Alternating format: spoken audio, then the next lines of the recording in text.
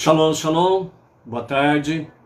Hoje nós estamos no 6º dia do Shabat, então daqui a pouco, ao pôr do sol, nós estaremos entrando em Shabat e véspera de Pessach. Então hoje nós estamos no dia 26 de março do ano 2021 e pelo calendário judaico estamos no dia 13 de Nissan do ano 5781 a contar da criação. E portanto, amados, então a partir do pôr do sol nós entramos no dia 14 de Nissan, que é véspera de Pessach. E ao pôr do sol de amanhã, logo após o Shabat, a Havdalah, então nós estaremos aí na primeira noite de Pessach. E no domingo, ao pôr do sol, ou seja, domingo à noite, nós estaremos no segundo dia de Pessach. E é no segundo dia que nós começamos aí, a contagem do Omer, a contagem do Omer para a preparação para Shavuot, a festividade da outorga da Torá.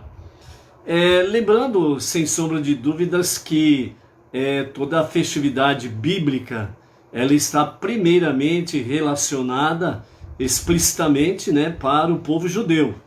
Não resta dúvidas. Nós temos aí, sem sombra de dúvidas, que o povo judeu foi o povo escravo do Egito. E o Eterno Todo-Poderoso, o Pai das Misericórdias, ele usou o seu instrumento precioso, Moshe, para ser esse instrumento, para libertar o povo israelita do Egito, libertá-los da escuridão para a luz, da escravidão para a liberdade. E a finalidade é simples, para servir a Hashem. Através do momento em que, na outorga da Torá, que nós teremos aí, a partir da contagem do Omer principalmente, que teremos aí 49 dias de contagem de Omer, e no domingo, pela permissão bendita de Hashem, nós estaremos falando sobre o Omer na nossa à tarde com a Torá.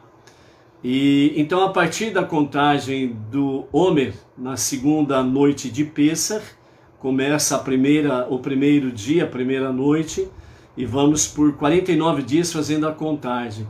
Entre outras coisas, nós temos aí aquilo que Moshe diz através de Salmos, rogando a Hashem para que dê sabedoria para saber contar os anos de sua vida. Então, mais detalhes veremos posteriormente, sem sombra de dúvidas. Porém, nós temos aí a relação sobre as festividades a Hashem, porque o primeiro pacto que Deus fez com a humanidade foi o pacto, a aliança de Noé, após o dilúvio. Então, após o dilúvio, com Noé, Deus fez uma aliança, um pacto, o arco, o sinal do arco da aliança no céu, conhecido como arco-íris, é o sinal da aliança de Deus, que ele não mais terminaria o mundo em água. Ele não voltaria a agir dessa forma com a humanidade, um extermínio, vamos assim dizer. E nessa aliança, ele fez uma aliança com toda a humanidade. Portanto, independente de religião, Deus fez uma aliança com a humanidade. E pós Noé, toda a humanidade descende de Noé. Abraão, Isaac e Jacó descendem de Noé. Mas à medida que houve um crescimento da parte dos patriarcas na fé monoteísta, um compromisso com Deus, e aí então realmente Deus ele fez uma aliança com Abraham, ele veio e confirmou a aliança com Isaac, e depois ele confirmou e reafirmou a aliança com Jacob. E no Monte Sinai, Deus fez aliança com Moshe e o povo judeu. Esta aliança ela está explicitamente relacionada com a Torá, os 5 primeiros livros da Bíblia, porque as nações da época rejeitaram a Torá, mas o povo judeu, o povo israelita, ao receber realmente o convite para esta aliança, enquanto as 70 nações existentes na época, que representa todas as nações do presente, ao rejeitarem, então ficou a questão para o povo israelita. E quando o povo israelita teve o convite, então o povo israelita, o povo judeu, simplesmente respondeu a Hashem: nós faremos obediência e vamos obedecer, ou vamos estudar. Ou seja, nós vamos obedecer, vamos fazer segundo os preceitos aqui, outorgados através do Monte Sinai, e em seguida nós vamos estudar para aprimorar o conhecimento da sabedoria, o conhecimento de Deus, e assim realmente estar no dia a dia fazendo, que significa obedecer, e estudando, que significa estar aí diariamente estudando a Torá para compreender melhor a sabedoria da Torá, a sabedoria de Hashem. Então, nessa aliança que Deus fez com Moshe e o povo judeu no Monte Sinai, lá nós temos os chamados 10 ditos, os chamados 10 mandamentos. E nesses 10 mandamentos, segundo os nossos sábios, eles foram escritos com 620 letras. E, portanto, 620 letras, nós temos aí 613 mandamentos específicos para os judeus, e a diferença para 620 são 7. Essas 7 diferenças são exatamente as 7 leis de Noé, porque Deus ele veio e no Monte Sinai ele confirmou a sua aliança com a humanidade. Por isso, a diferença, 613 mandamentos para os judeus e os 7 mandamentos universais, ou as 7 leis de Noé. Dentro desse espectro, né, nós temos aí o quê? Que o povo judeu e o povo não judeu, a partir do momento o povo não judeu, que realmente abraça a fé monoteísta, ele está no Monte Sinai. Então a ordenança, segundo o nosso Rebbe Menachem Mendel, que Deus deu a Moshe no Monte Sinai, bem como confirmado por Maimônides, Ramban e demais sábios do povo judeu, Deus sempre se preocupou não somente com o povo judeu, mas não resta dúvidas que o povo judeu, pela sua decisão em aceitar a outorga da Torá e prontamente obedecer e na sequência estudar para conhecer, então existe aí algo especial nisto. Por quê? Porque prontamente eles aceitaram a outorga da Torá, a entrega da Torá. Por isso que o povo judeu é chamado filho primogênito de Deus. Não tem outro filho primogênito. Somente o povo judeu é o filho primogênito de Deus. Se ele é o primogênito, como diz, né, o primeiro, o mais velho, então significa que tem irmãos. Dentro desta irmandade estão as nações. Então o povo, as pessoas que não são judeus, que não são judias, a partir do momento que elas abraçam a fé monoteísta com fundamento judaico e tendo na liderança um rabino, então este não judeu que ele abraça essa fé, então dessa forma ele está ombro a ombro com os judeus prestando o mesmo serviço a Deus. E nesse sentido o que acontece? Ele prestando voluntariamente um serviço a Deus, diz o próprio Maimônides, o não judeu, quando ele faz isso e se dedica ao estudo da Torá, ele é comparado ao Kohen Gadol, o sumo sacerdote. Enquanto que o judeu comum, no sentido de nascer e crescer dentro de um lar judaico e estudar diariamente a Torá, ele não é comparado ao Kohen Gadol, o sumo sacerdote. Mas o não judeu, segundo Maimônides, fala que o não judeu que abraça essa fé monoteísta com base judaica e tem na sua liderança um rabino, ele está realmente sendo comparado, e se dedica, né, ao estudo da Torá, ele é comparado ao Kohen Gadol. Então, dessa forma, como vem através dos próprios sábios, do próprio nosso tzadik da nossa geração, justo da nossa geração, Menachem Mendel, o nosso Rebbe, e também através dele os rabinos que estão aí, né, seguindo os ensinamentos da Hassidut, do Chabad, no caso específico nosso, né? Por exemplo, o nosso movimento Benei Noach, Bauru e região, nós estamos afiliados, né, ao movimento Benei Noach Brasil, com a liderança do Rabino Yaakov Gerenstaded. Então, o nosso rabino direto é o Rabino Yaakov Gerenstaded. Então, é através dele que nós seguimos as direções, orientações daquilo que nós não judeus podemos fazer. Então, o que importa para nós são as palavras dos sábios e a palavra do Rebbe e a palavra diretamente no tempo presente do nosso rabino Yaakov Gerenstaded. Então, por isso a nossa Haggadah de Pesach, ela foi compilada pelo Rav Yaakov Gerenstaded, aquilo que é pertinente aos não-judeus que querem fazer Pesach, né? Outras festividades posteriormente serão focadas no tempo oportuno. Então, aquilo que é pertinente ao não-judeu a fazer em Pesach, tem aí na nossa Haggadah. E a nossa Haggadah de Pesach, para Benei Noach, é aquele nosso, vamos dizer assim, é o nosso protocolo de obediência voluntariamente de fazermos o Pesach, certo?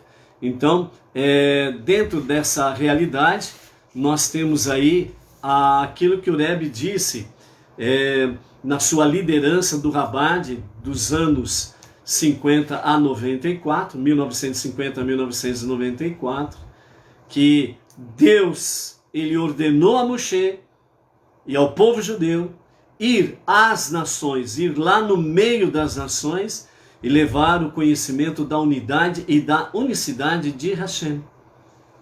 E é isso principalmente depois dessa liderança do Rebbe, o tzadik da nossa geração, o sétimo e último Rebbe, Menachem Mendel. Então, os rabinos, né, do Chabad têm ido entre as nações para trazer a unidade e a unicidade de Hashem. Então, nós, Bauru e região, como outras comunidades regionais que estão afiliadas ao movimento Benei Noach Brasil, com a liderança do Rav Yaakov Gerenstaded, seguem as suas orientações, suas direções para aquilo que deve ser feito. Então, por isso, vamos nos conectar, focar na nossa Haggadah de Pesach, para que nós possamos devidamente estarmos aí preparados para o Seder de Pesach amanhã à noite, ok?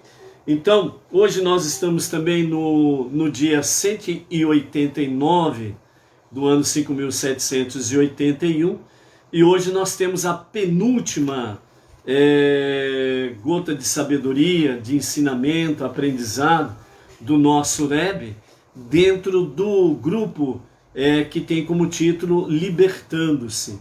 Então, para hoje, o nosso Rebbe diz assim: o nada é o meio pelo qual toda a energia se movimenta, de cima para baixo e de baixo para cima. Embaixo, no homem, um senso de nulidade que transcende o ego. Em cima, um nada que transcende todos os planos e limites. O nada de baixo funde-se com o nada de cima, ligando céu e terra num abraço eterno. É por isso que Deus é encontrado entre os verdadeiramente humildes. O nada de cima e o nada de baixo. Como o nada de cima? Afinal de contas, Deus não é tudo? Tudo não é Deus? Sim. Mas qual o significado desse nada de cima? É aquilo que o Rebbe fala no final dessa gota de sabedoria. É por isso que Deus é encontrado entre os verdadeiramente humildes. Porque esse nada de cima não está dizendo que Deus não é nada. Não é nesse sentido. Que Deus não é nada, não tem valor, etc. e tal. Esse nada de cima significa a ação humilde de Deus. Deus, ele deu um grande exemplo de humildade na criação. Antes da criação, o que existia de fato, segundo os nossos sábios? Antes da criação, aquele que é, aquele que sempre será, só ele existia. Então, quando os nossos sábios trazem, através da Mishnah, do Talmud, o ensinamento sobre Deus antes da criação, é algo, vamos dizer assim, é algo esplêndido, fascinante, maravilhoso. Por quê? Porque quando os sábios nos trazem o conhecimento de que antes da criação, só Ele, o Eterno, o Soberano, existia. Ou seja, nada existia além dele. Por isso que o seu nome no hebraico significa eu sou o que sou, ou eu serei o que serei. Simplesmente isso. Por isso, só Ele, o Soberano, pode dizer eu sou. Eu sou o que sou. Eu sou. Só Ele pode dizer isso. Por quê? Porque antes que existisse qualquer partícula no universo, só Ele existia. Nada mais. Por isso que Ele é tudo. Tudo é Ele. Mas quando Ele veio para a criação, Ele já tinha o seu projeto da criação. Ele tinha. A primeira coisa que Ele fez foi o projeto. O projeto de Deus é a Torá, os 5 primeiros livros da Bíblia. Quando ele parte então do projeto para a aplicabilidade do seu projeto, então os nossos sábios dizem que Deus, ele fez a criação, mas primeiramente ele teve que agir no termo hebraico que significa, no termo hebraico que diz Tsim Tsum, Tsim Tsum, que significa contrair, recuar, na nossa linguagem simples. Então, quando ele partiu para a criação, então, só ele existia. Nada existia além dele. Portanto, na nossa linguagem simples para entendermos, tudo era ele, simplesmente isso, não tinha espaço para mais nada. Mas para ele poder criar, ele precisou diminuir. Por isso, Tzimtzum significa contrair. Então Deus, ele agiu com uma grande humildade, diminuindo-se, contraindo-se, para que pudesse haver um espaço. E nesse espaço, ele criou o universo. Nesta ação da grande humildade de Deus, ele, ao fazer Tzimtzum, ao contrair-se, então ele criou um espaço. E nesse espaço vazio, ele criou o universo. E o universo veio a existir. Esse universo não é da mesma dimensão dele e muito menos igual à sua dimensão. Todo o universo continua nele, dentro dele. Então, por isso que aqui o Rebbe diz que o nada de cima, no sentido de uma ação de humildade. Por isso que no final desta gota de sabedoria, o Rebbe diz: é por isso que Deus é encontrado entre os verdadeiros humildes. Quando o profeta diz, né, quando o Eterno diz através do profeta, buscar-me-eis e me achareis quando me buscardes de todo o vosso coração. Você, eu, nós só podemos encontrar verdadeiramente Deus quando nós vencemos o nosso ego, quando nós vencemos o nosso egocentrismo, quando nós vencemos as nossas invejas, ciúmes, quando nós vencemos aquilo que alimenta o nosso ego, que traz satisfação para o nosso ego. Aquela famosa expressão, o eu e para mim. Então, já vimos aqui nas gotas de sabedorias anteriores, dentro desse grupo, libertando-se do ego, libertando-se do eu, libertando-se do para mim. Ou seja, quando você faz qualquer coisa que você satisfaz o seu ego, então você continua prisioneiro de si mesmo.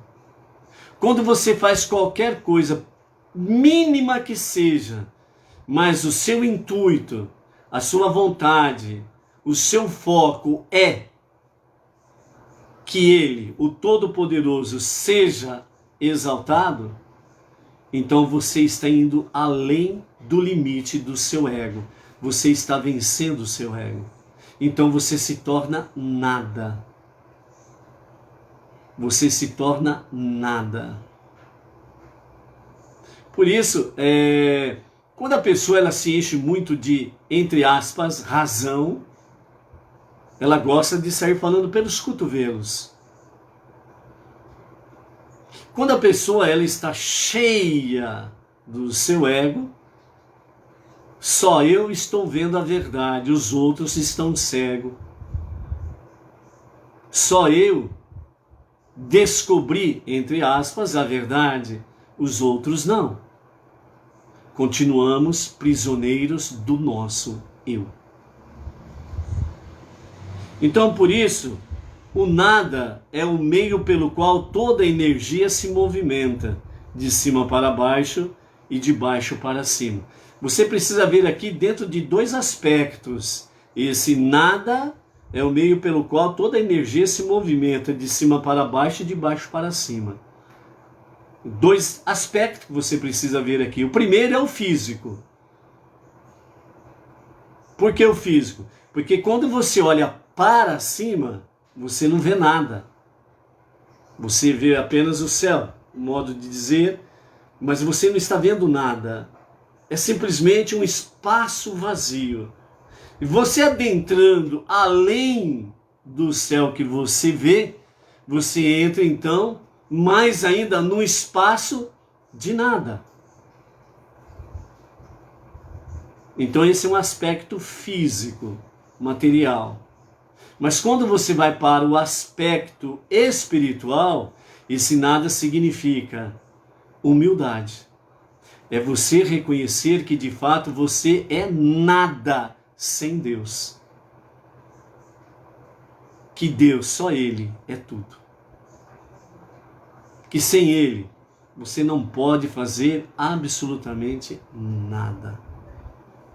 Então esse nada aqui dentro do campo espiritual está ligado diretamente à humildade. E aí dessa forma, o nada de baixo para cima e de cima para baixo é aquela ação divina que nós estamos vendo através de Levítico, Vaikra, que nós estamos aprendendo desde Shemot sobre a questão dos korbanot, os sacrifícios, a ação divina que vem de cima e a ação humana que vai de baixo e encontra o divino. Por isso, o nada de cima e o nada de baixo, quando se encontram, há fusão e aí se formam um só. Por isso o Rebbe diz que a nossa alma divina, ela não conhece limites. Porque a partir do momento que você está conectado com o Ein Sof, você está conectado com o infinito. Desta forma, então, embaixo no homem, um senso de nulidade que transcende o ego. Em cima, um nada que transcende todos os planos e limites. Ou seja, o próprio Deus, ele vence todos os planos e limites para que tenha essa conexão com o homem de baixo. A outorga da Torá, no Monte Sinai, mostra esta realidade. Então, o nada de baixo funde-se com o nada de cima, ligando céu e terra num abraço eterno. Por isso, que Deus é encontrado entre os verdadeiramente humildes. Lembrando que diz o profeta: buscar-me-eis e me encontrareis, quando buscardes de todo o vosso coração. Deus, ele vem de encontro aos verdadeiros humildes. E os verdadeiros humildes, eles sobem para essa conexão com a Ein Sof. Por isso, nessa preparação, hoje nós estamos na antevéspera, de Pêssar, e logo em seguida, ao pôr do sol, além de termos o nosso Shabat semanal, também temos o nosso Shabat de Pêssar, véspera de Pêssar. E dessa forma, estamos nos preparando para tudo aquilo que voluntariamente podemos fazer para Pêssar. Libertação da escuridão para a luz, libertação da escravidão para a liberdade. Qual finalidade? Servir ao soberano. Então que realmente essas gotas de sabedoria do nosso Rebbe, e de forma esplêndida, amanhã nós teremos a última gota de sabedoria na nossa live à tarde com a Torá, dentro do grupo chamado Libertando-se do nosso ego. Então que, sem sombra de dúvidas, para nós não judeus, que vamos voluntariamente, vamos comemorar a libertação do povo judeu do Egito, e dessa forma é como nós, vamos dizer na nossa linguagem simples, é como se nós estamos sendo convidados pelo nosso irmão primogênito para participar dessa festividade, para juntos estarmos com eles nessa festividade da libertação da escuridão para a luz, da libertação da escravidão para a liberdade. Qual finalidade? Servir a Deus. Dentro deste mesmo plano, e isso os sábios nos falam de forma constante, numa lição espiritual a partir do povo judeu, que serve para aqueles não judeus que abraçam a fé monoteísta, com fundamento judaico e sob a liderança de um rabino. Então estão no mesmo serviço, não naquela mesma dimensão, não naquela mesma elevação do nosso irmão primogênito, mas todavia nós temos a nossa dimensão como Benei Noach, dentro de toda a orientação de Maimônides, dos sábios, do Rebbe e do nosso Rav Yaakov Geranstad, aquilo que nós podemos fazer e uma dimensão também elevada espiritualmente falando. Então, quando nós estudamos realmente a Torá, o Rebbe diz que é para trazermos para a nossa realidade. E trazer para a nossa realidade significa o seu aprendizado didático espiritual daquilo que é pertinente a nós e que nós podemos fazer dentro desse campo, voluntariamente. Então, por isso, as 7 leis universais, elas não foi vamos dizer assim, algo apartado do povo judeu, algo que foi que ficou de uma certa forma assim como um enxerto com o povo judeu. Porque segundo os nossos sábios, que falam através dos milênios, as 7 leis universais, elas foram também outorgadas no Monte Sinai, quando foi outorgada a Torá ao povo judeu. E por isso o Rebbe, com muita propriedade, nesse tempo final, nesta última geração, ele orientou né, os rabinos do Rabad. Precisamos cumprir o que Deus ordenou a Moshe Rabbeinu, o nosso mestre Moshe, que é ir de encontro aos não-judeus, às nações, e levarmos as 7 leis universais. Foi uma ordenança que Deus deu a Moshe no Monte Sinai. Mas devido às intensas perseguições que o povo judeu sofreu através dos milênios, não houve tempo hábil para que realmente o povo judeu, os sábios do povo judeu, pudessem ir literalmente e se envolver com os não-judeus para trazer o monoteísmo de uma forma como está sendo feita nesses últimos 15, 20 anos. Porque antigamente, até dizer que era um judeu já era motivo de ser condenado à prisão, à fogueira, à forca, à morte, de um monte de coisas por aí afora vai. Então, até o Holocausto foi preciso que o povo judeu pudesse se envolver cada vez mais entre si e a Torá para poderem sobreviver, fazer com que a Torá sobrevivesse, e através do sacrifício deles, as nações puderam continuar existindo, mesmo não reconhecendo as suas ações. Porque se o povo judeu tivesse naufragado, a Torá teria naufragado. E dentro desse espectro, então o mundo não mais existiria. Puf, acabava tudo. E por isso, graças à promessa real, verdadeira e eterna de Deus para com os patriarcas, primeiramente vamos falar lá de Noé, né?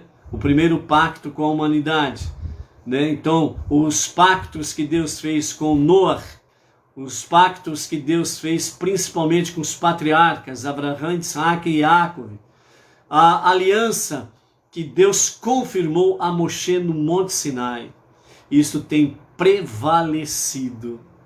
E por isso, em algumas partes, Deus mesmo diz: enquanto houver dia e noite, enquanto houver lua e sol, enquanto houver primavera, verão ou outono e inverno, manterei as minhas alianças.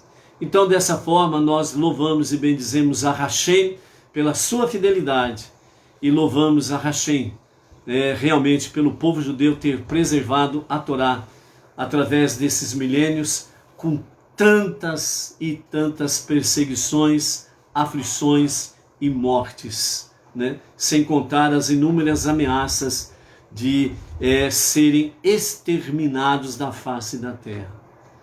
Bendito seja Hashem, que ele não deixou cair por terra as suas alianças. E por isso nós estamos aqui, para sermos participantes desta aliança de Noé, essa aliança do Monte Sinai, através das 7 leis universais. E hoje, nesses últimos 20 anos, os não-judeus, os Benei Noach, estão aí cada vez mais crescendo no conhecimento do monoteísmo e indo cada vez mais em direção a um serviço autêntico e verdadeiro. Há, sem sombra de dúvidas, muitas deficiências por aí afora, dentro do aspecto espiritual e religioso, mas nós não estamos procurando homens perfeitos, nós não estamos procurando o movimento perfeito, nós estamos buscando somente aquele que é perfeito, Deus, e através dele, ele nos mostra os seus instrumentos, para que nós possamos somar com seus instrumentos nesta última hora, para cada vez mais aperfeiçoar o nosso serviço do coração, o nosso serviço de amor a Hashem. Ok? Baruch Hashem por isso.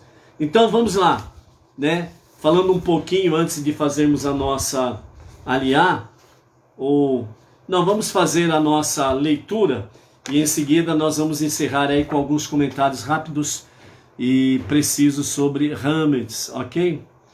Então a nossa sexta leitura de hoje está no capítulo 8 de Levítico, a partir do versículo 22 até o versículo 29, com os comentários de Irash, que assim nos diz.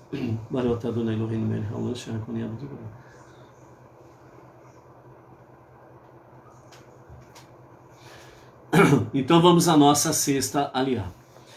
Apresentou-se o segundo carneiro, isto é, o carneiro de investidura. Arão e seus filhos apoiaram as mãos vigorosamente sobre a cabeça do carneiro. Nós estamos aqui nos dias da investidura do Kohen Gadol, Arão, e dos seus filhos, os Kohanim, a investidura do sacerdócio.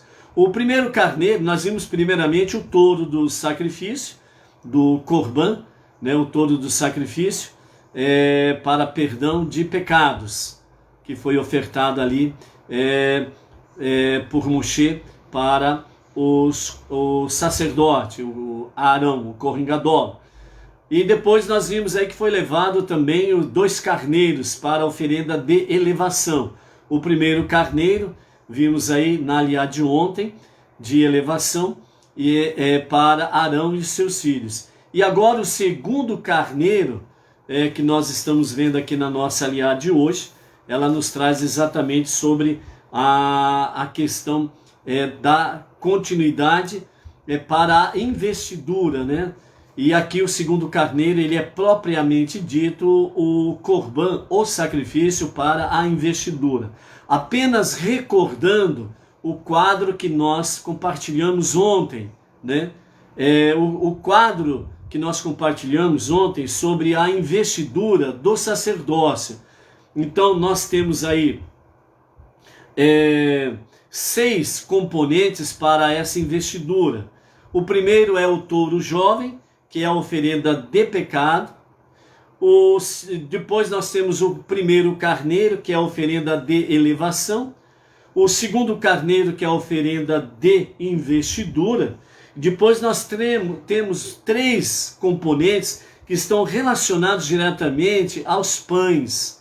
Então, dos 3, o primeiro, 10 pães não fermentados comuns.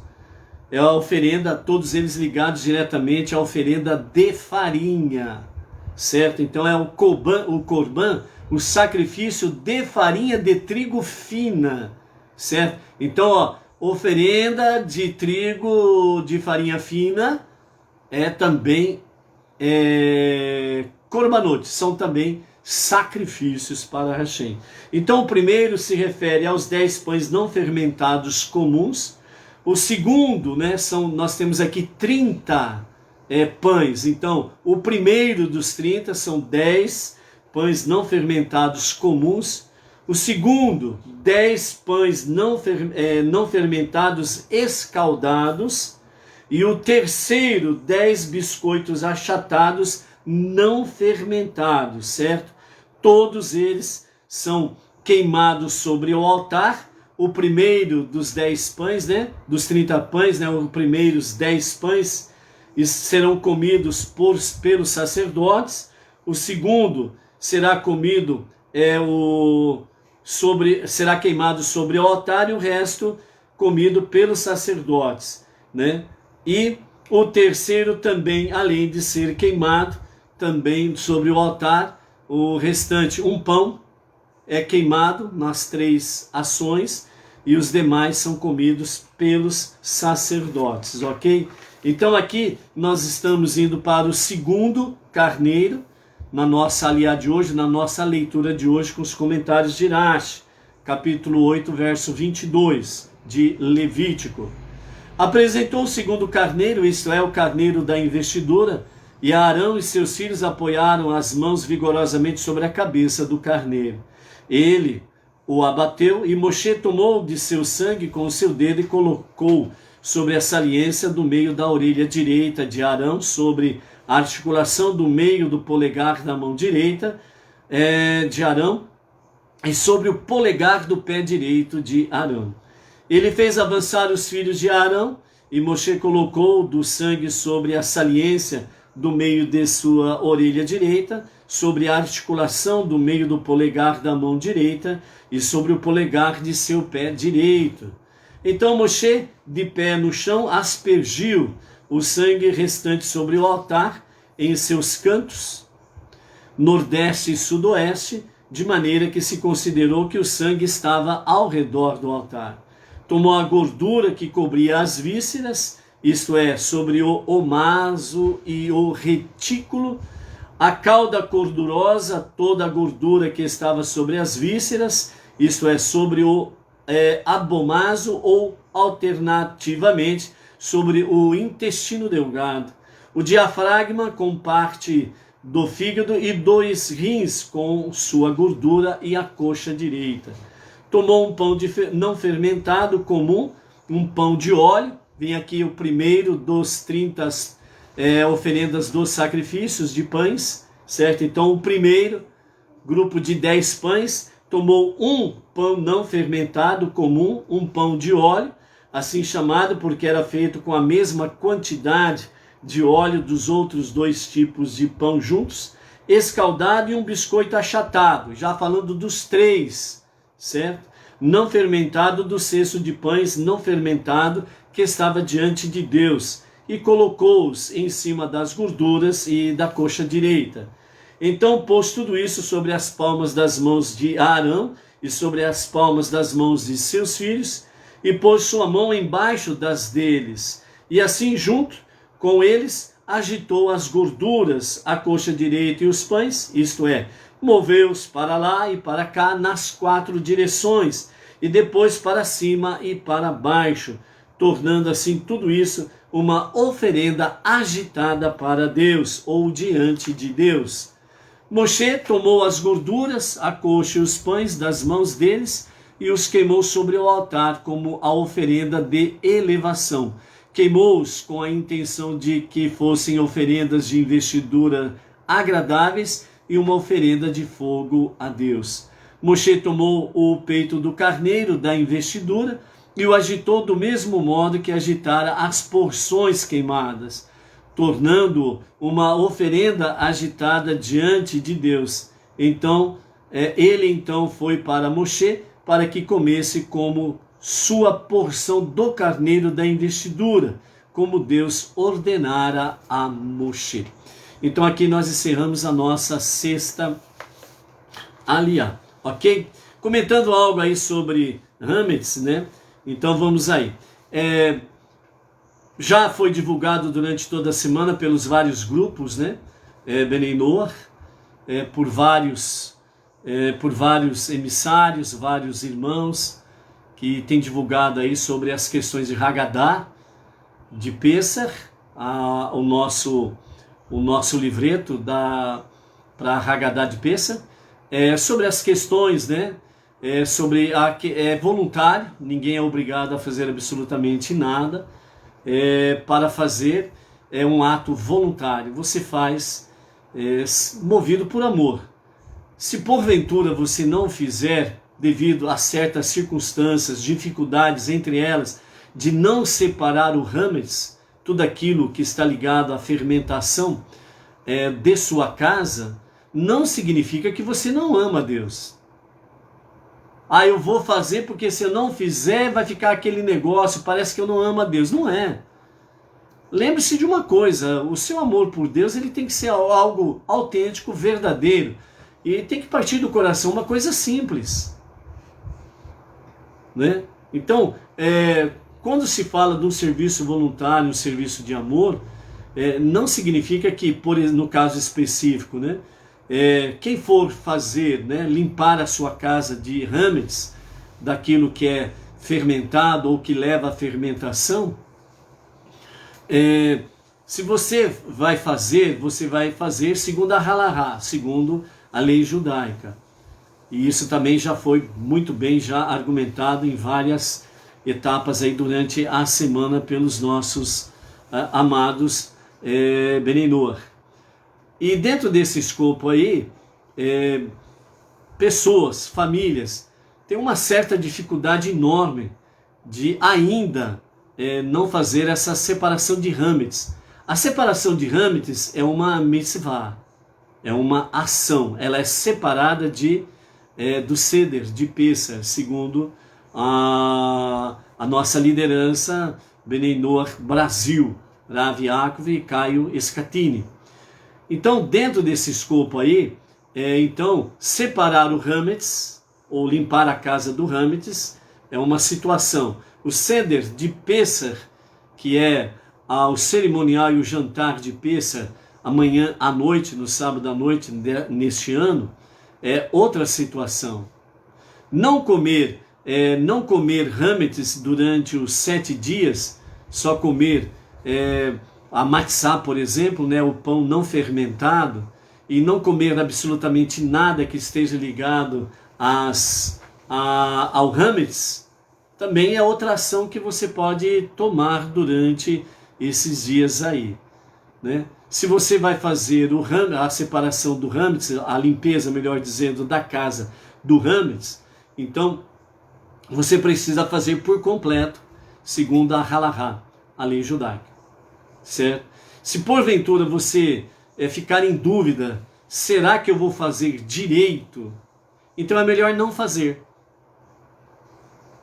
Sabe aquela questão, fazer meia boca? Isso daí não tem jeito, entendeu?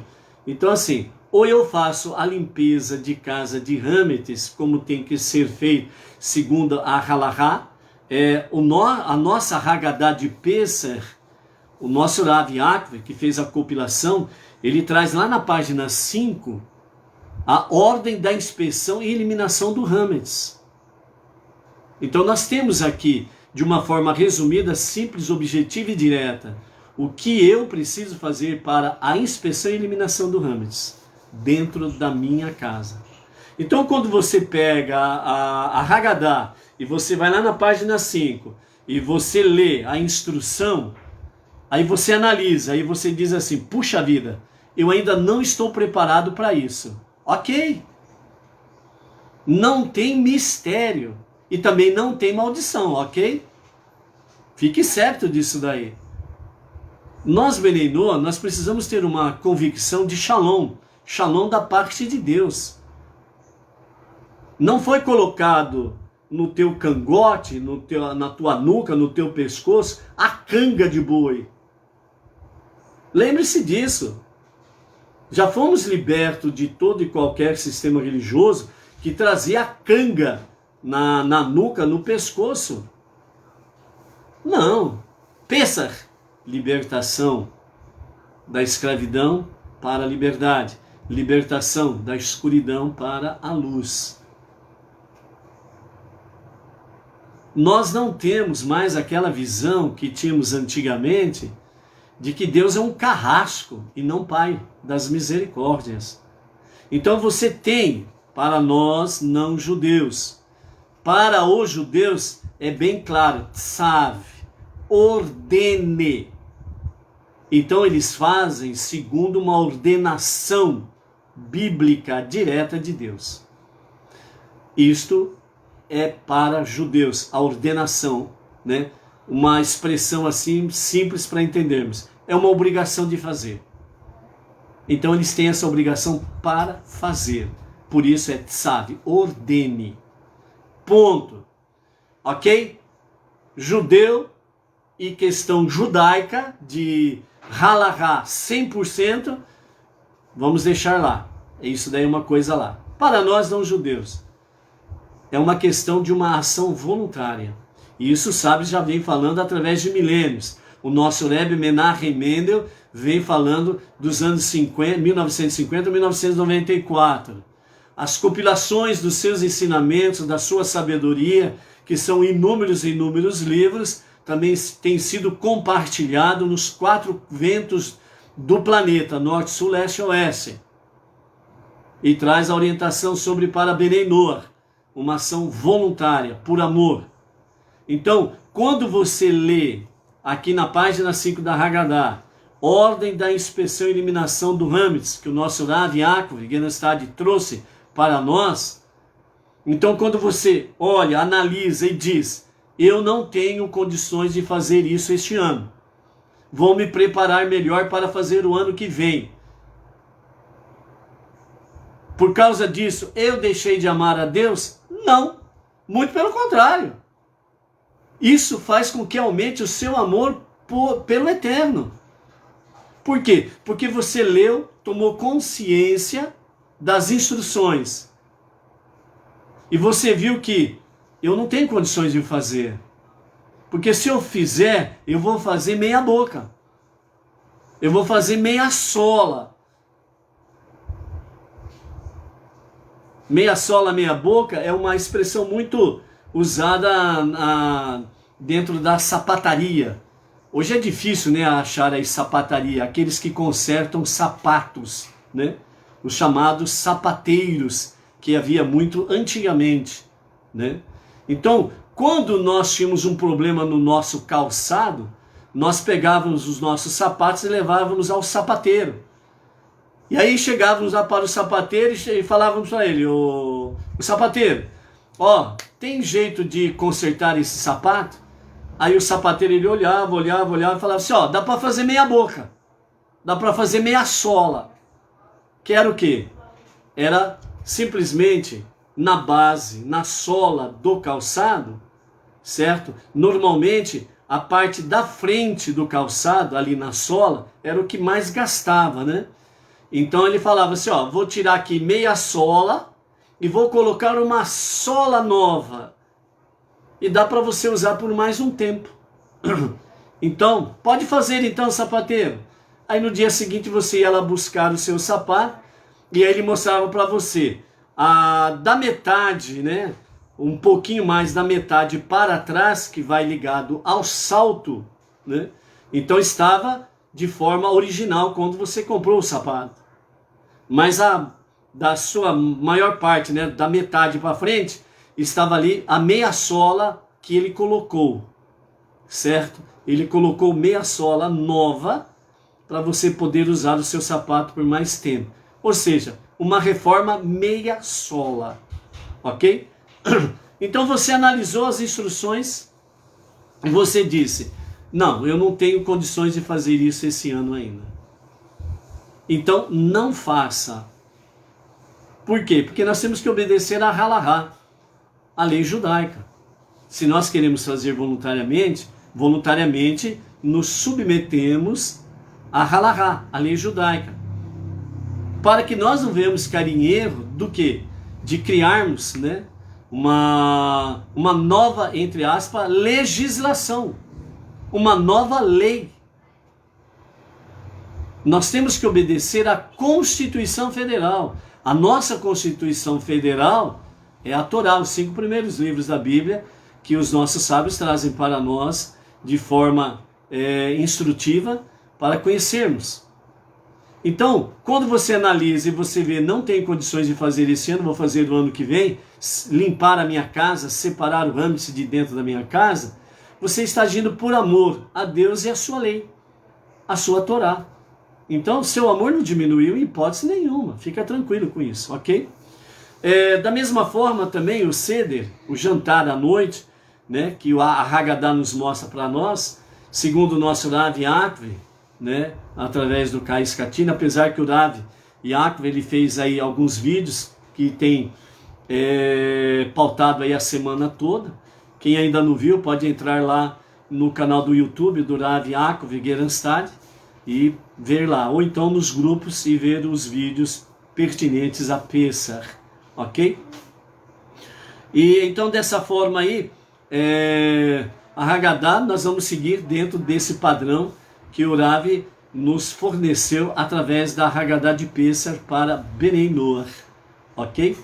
Então nós vamos seguir essa programação pela graça bendita de Hashem. Amanhã às 8 horas da noite nós estaremos aqui através do Facebook fazendo essa live de Pesach, né?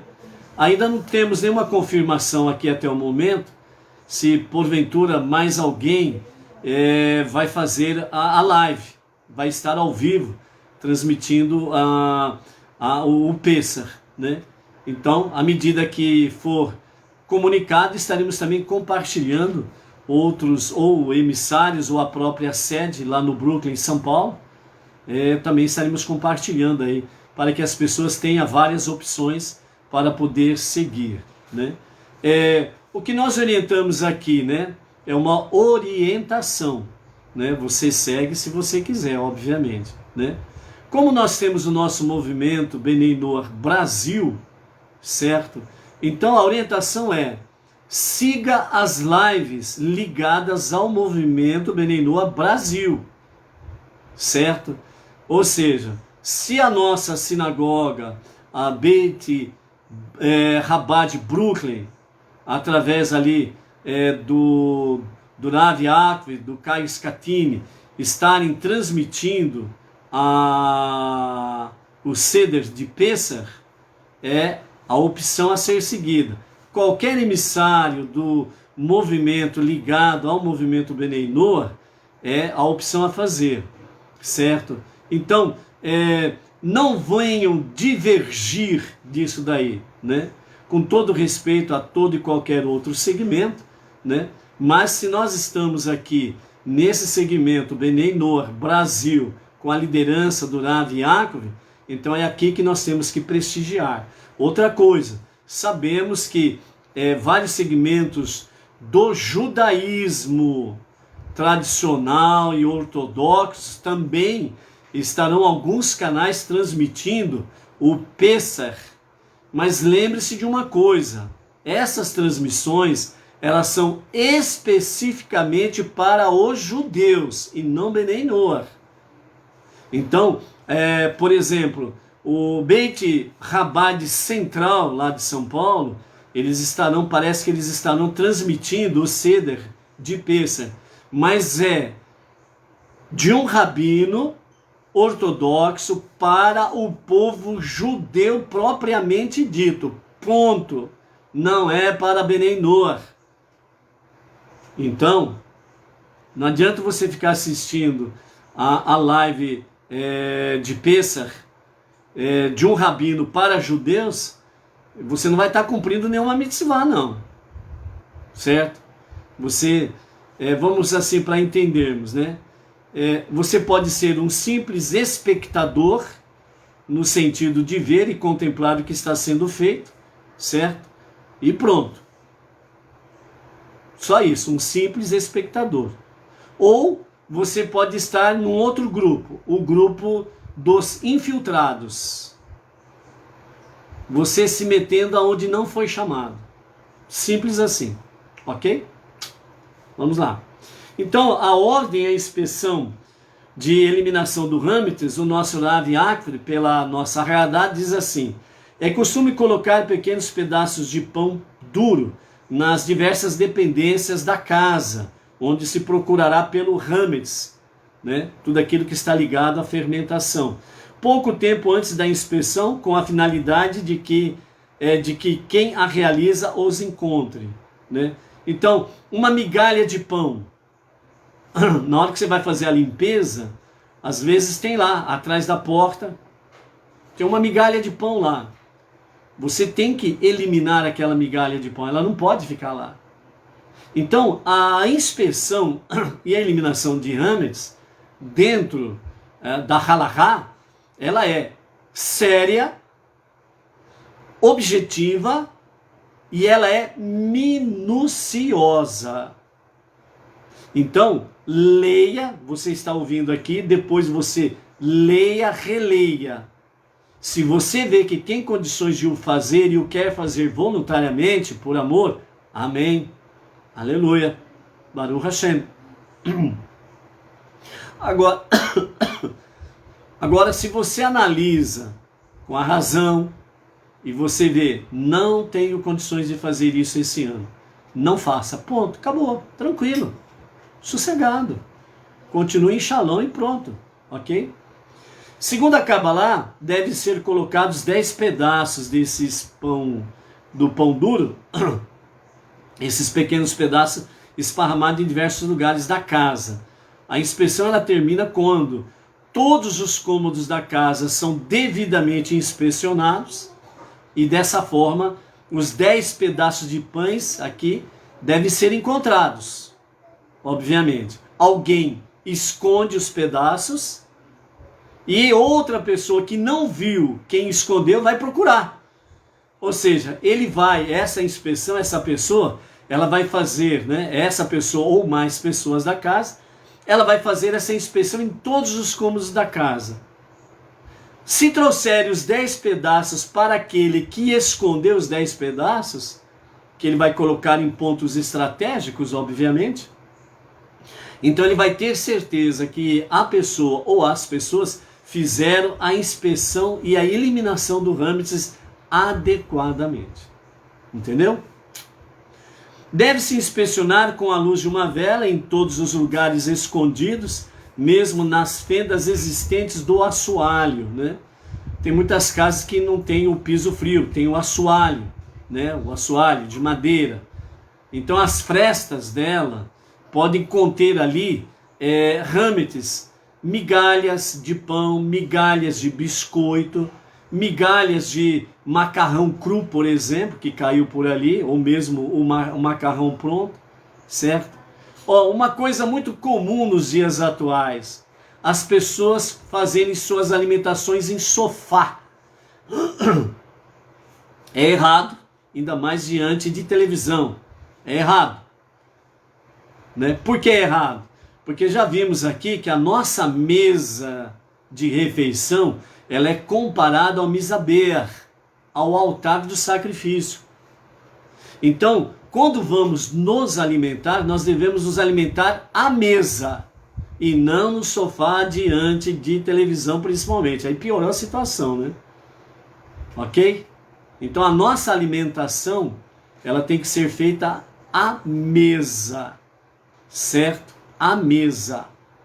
Porque a nossa mesa ela é comparada, melhor dizendo, ao misaber, ao altar do sacrifício. Ok? Então tá aí.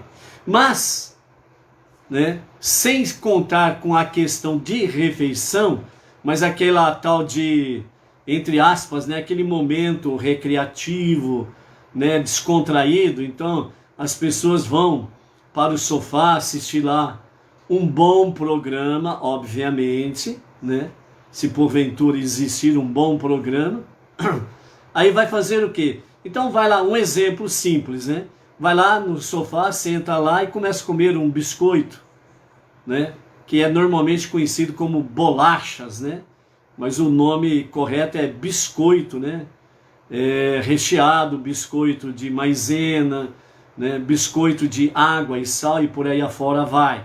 Ele contém râmetes, porque ele tem farinha e tem fermento. Então, a pessoa come lá no sofá. O sofá tem as suas frestas. E cai ali migalhas. Ele tem que passar inspeção por ali.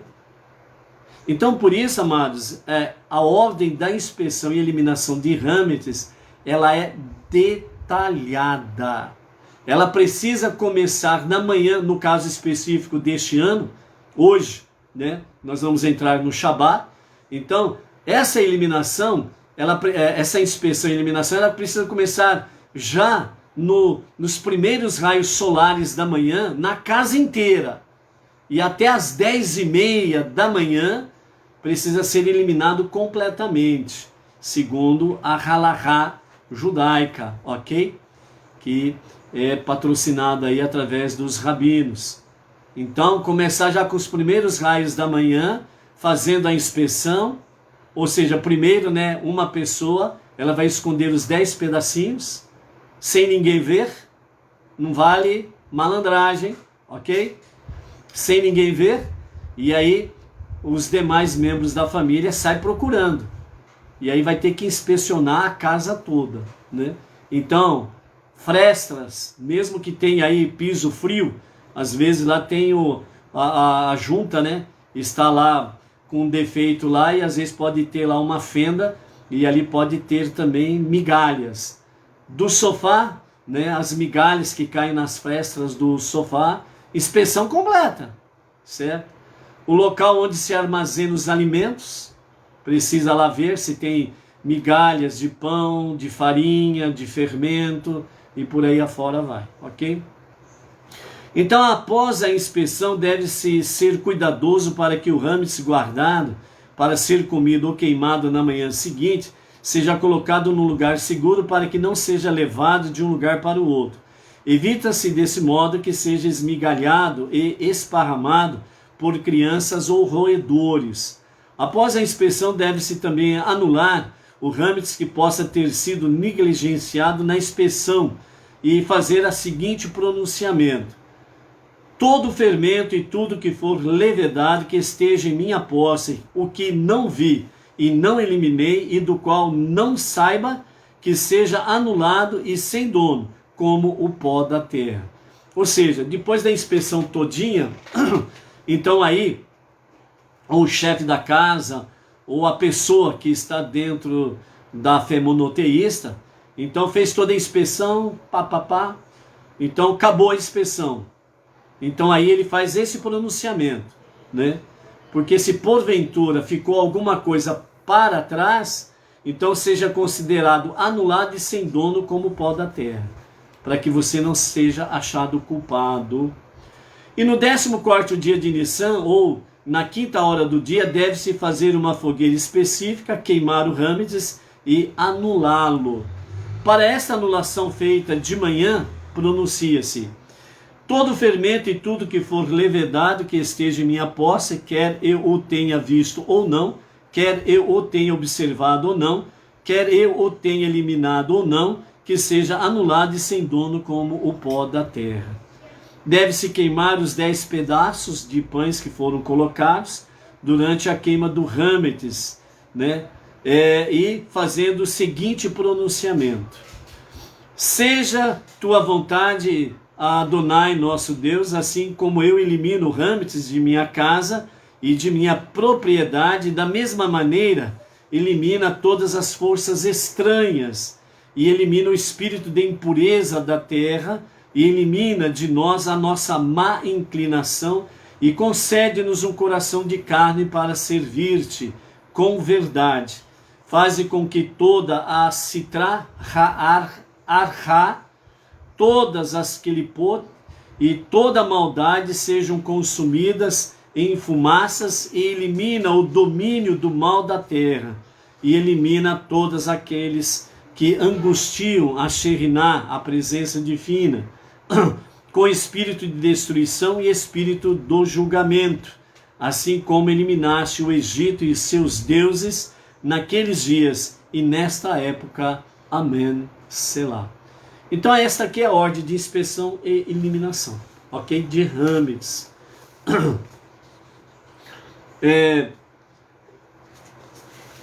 Râmetes e matzá.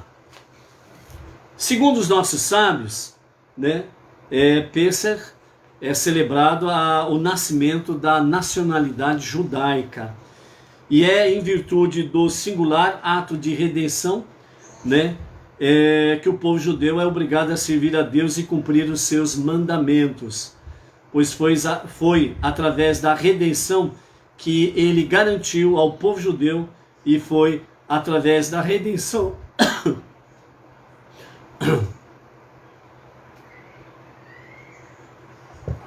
ou seja, foi através da redenção que ele não somente garantiu, mas também ele adotou o povo judeu como o seu povo peculiar, especial. Por isso, o filho primogênito, ele é especial e peculiar. Então a questão é que sabemos que Deus tornou-se mais próximo do povo judeu quando redimiu.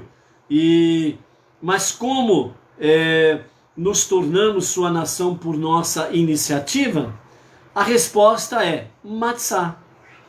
Ao aceitar a ideia da matzá e ao nos livrarmos de todo o nosso râmetes, então, dessa forma, o povo judeu, ele confirma a sua redenção junto a Deus. Quando analisamos as letras hebraicas râmetes e matzá, percebemos que ambas têm letras similares.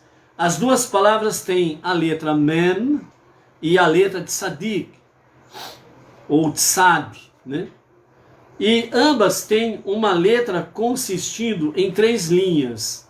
Então, tem o Hametz, tem a letra Het. Então, Hametz tem a letra Het, que é formada por 3 linhas. E Rei, que vem o caso de Matzah. Matzah tem a letra Rei.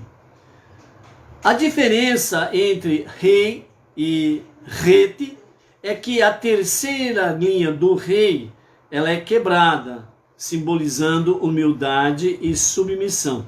Então nós temos ali a letra Rei, né, onde a terceira perna aqui, ela não tem ligação com a linha superior. Então tem um espaço vazio ali. Então, segundo os nossos sábios, fala que Rei, né, que é quebrada, ela simboliza humildade e submissão. Por isso, Matzah é escrita com a letra Rei, certo? Essa é a diferença entre Hametz e Matzah, pois ambos têm os mesmos ingredientes, que é farinha e água, certo? Apenas diferem porque um eleva-se e completa-se com ar quente, um sentimento de orgulho, Het, Hametz. Então, quando a farinha e a água elas se misturam e há um calor, o ar quente, então ele começa a fermentar depois de alguns minutos. E isso significa que ela se torna Hametz, ela começa a se elevar. No caso específico, significa um sentimento de orgulho, ou seja, Hametz igual pecado, ok?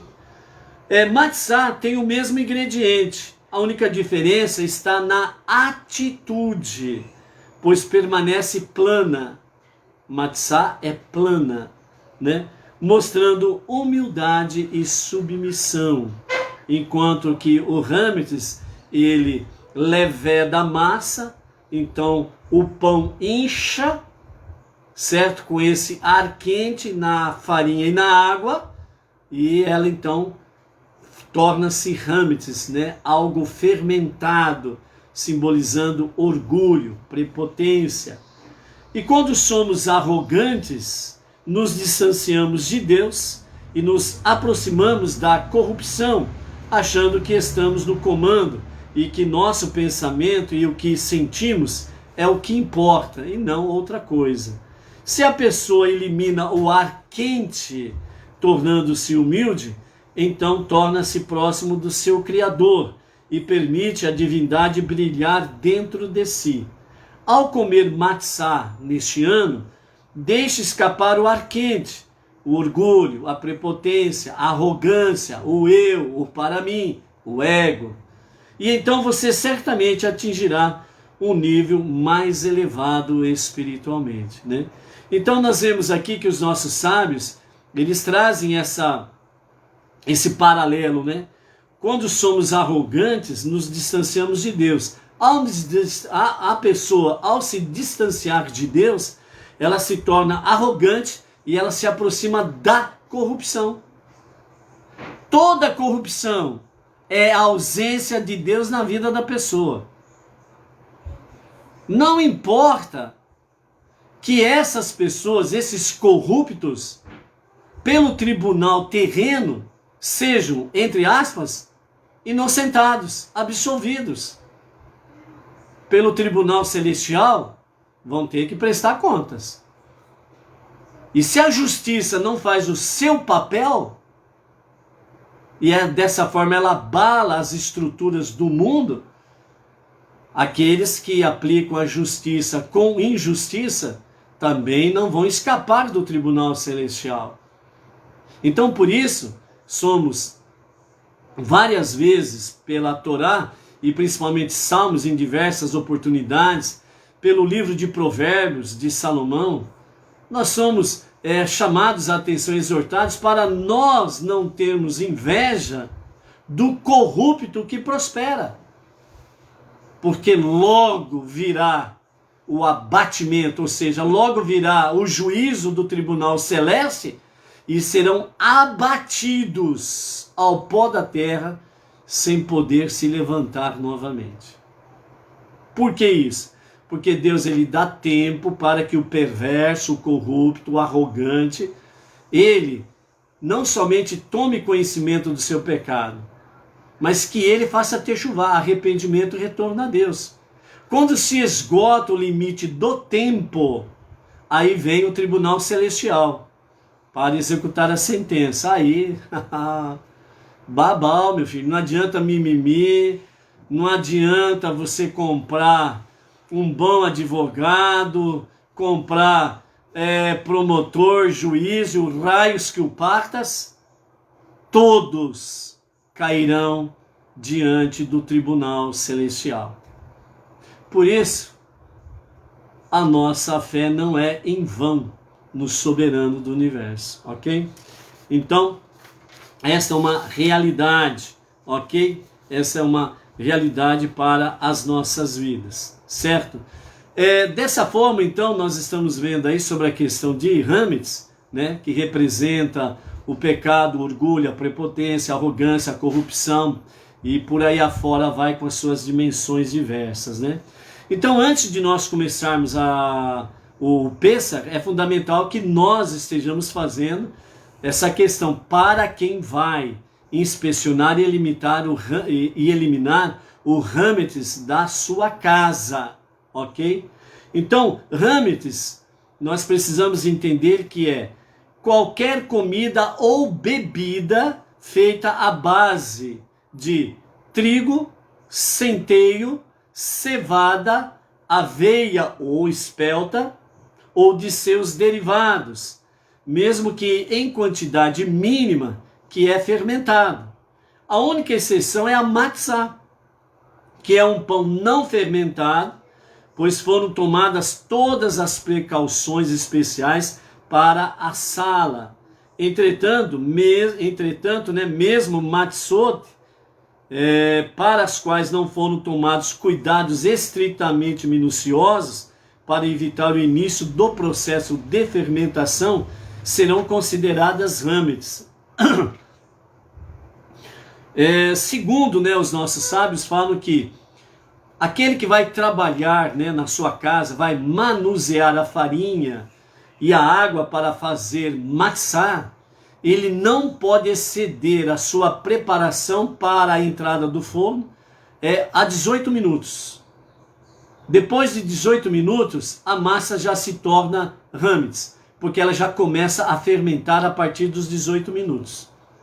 Então, quem vai manusear a massa, a farinha e a água para fazer matzá em casa, tem que ficar atento ao relógio. A partir do momento que você mistura água e farinha, você já tem que colocar o cronômetro lá.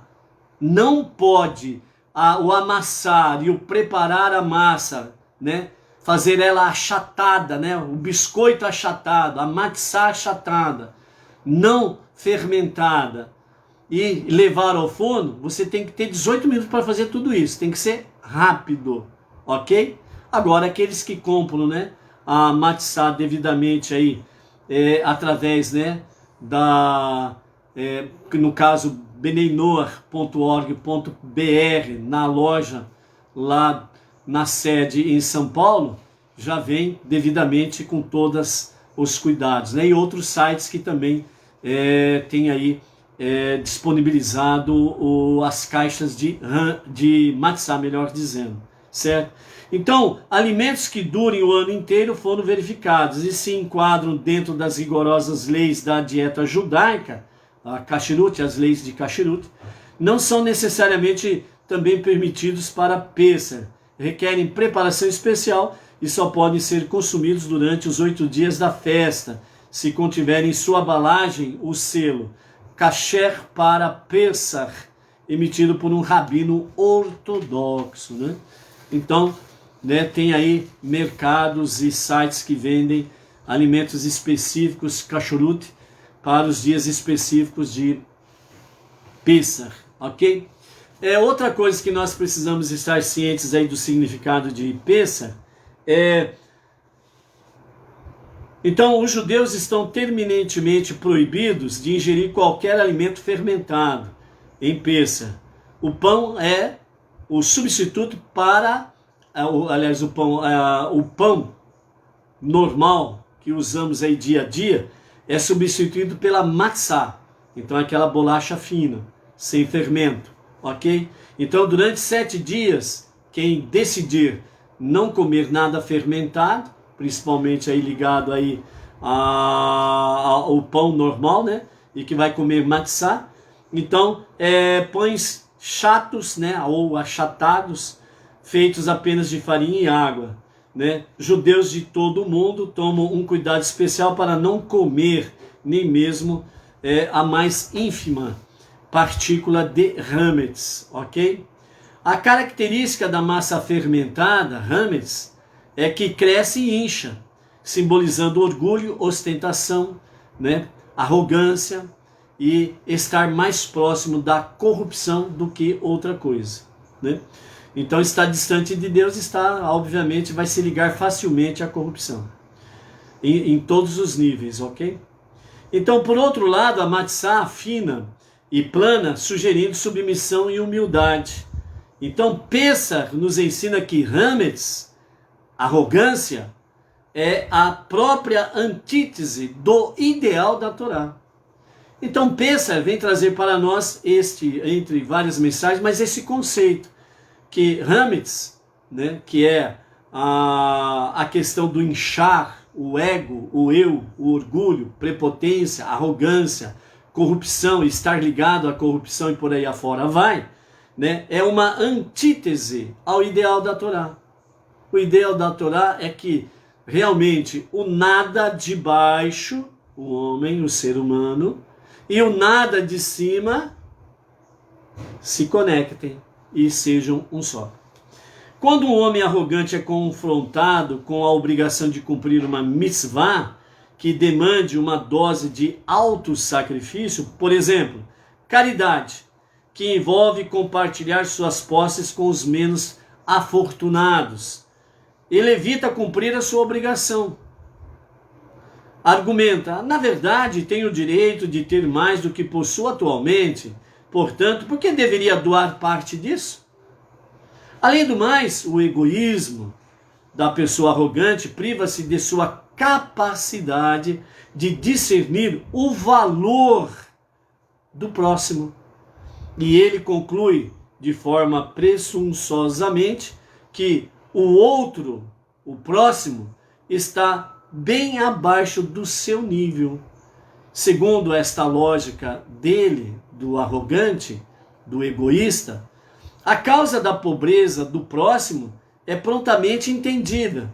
Então ele diz, aquele mendigo, aquele pobre ou aquele pobretão, certamente não merece nada melhor. Ora, ele pensa consigo mesmo, se Deus considera correto que esse homem seja pobre, por que deveria eu interferir em ajudá-lo? Então, uma das lições de Pessach sobre a questão do hametz, do arrogante, do orgulhoso, do egoísta, então ele procura argumentos aparentemente lógicos e justos, usando o nome de Deus, para dizer, se ele é pobre porque Deus quis ele pobre, não vou interferir nisso daí que Deus fez. Entendeu?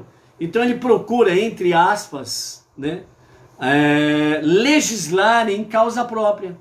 Ou seja, ele cria leis para favorecê-lo e automaticamente para prejudicar o próximo. É isso que nós estamos vendo nas nações. É isso que nós estamos vendo no nosso país. Legisladores agindo em causa própria. E outros que não são nem legisladores estão legislando no lugar de outros, né? Em causa própria também. Por quê? Porque eles estão cheios de hametz. Eles estão cheios de orgulho próprio, de arrogância. Eles estão afastados de Deus. E automaticamente se aproximaram do quê? Da corrupção. Então é essa porcaria que nós estamos vendo no dia a dia aí. Por isso, uma das preces para nós, né, em Pessach, vimos ali diante da instrução para a inspeção e eliminar o hametz, né? Ali a prece que fala no final lá, né? Que realmente as pessoas arrogantes possam fazer techuvá e que realmente as pessoas fiquem livres, né? Desses arrogantes, corruptos, ditadores e companhia limitada, e que venham sofrer a devida punição pelo tribunal celestial, né? Então, dessa forma, tal raciocínio egoísta leva a pessoa orgulhosa a praticar mais e mais o mal. Você está vendo isso no dia a dia. Então jamais perceberá a maldade de suas ações e se arrependerá delas. Pois mesmo quando é obrigado a concordar que seus atos são impróprios, ele ainda procura várias justificativas, além de seu controle que prevalecem sobre ele, para agir da maneira que o fez. Ele sempre procura se justificar o porquê ele deixou de cumprir uma mitzvah. Além disso, mesmo quando não pode encontrar nenhuma desculpa para satisfazer a sua consciência, não obstante, o amor próprio encobre as transgressões. Ele pode ser um rancoroso malfeitor que não consegue inventar, mesmo no auge de sua imaginação, qualquer linha de raciocínio para justificar o seu comportamento, pois o amor próprio cega seus olhos e encobre a sua má atitude. Então ele não consegue ver que a sua atitude é má. Então, aquela questão, amados, por exemplo, quando você vê pessoas comemorando a libertação de criminosos, você já percebe o baixo nível de moral e da razão da pessoa. A partir do momento que a pessoa ela comemora realmente o mal, então olha o nível que desceu aquela pessoa. E a partir do momento que ela defende isso, não perca seu tempo em discutir com ela. A lavagem cerebral já lavou. Só vai depender dela mesma. Se porventura houver uma pequena brecha no seu coração, na sua mente, na sua alma, para arrepender-se e retornar a Deus. Caso contrário, não perca tempo. Você simplesmente vai perder tempo e ainda por cima você vai ficar nervoso. E não é bom ficar nervoso. Então, é isso que está dizendo aqui. Esse raciocínio está ligado ao amor próprio. Ele é prisioneiro de si mesmo. E esse amor próprio, essa prisão, essa autoprisão na sua mente, impossibilita ele de se libertar. Então não é você que vai libertá-lo. Esquece. O homem humilde, ao contrário, toma a atitude exatamente oposta.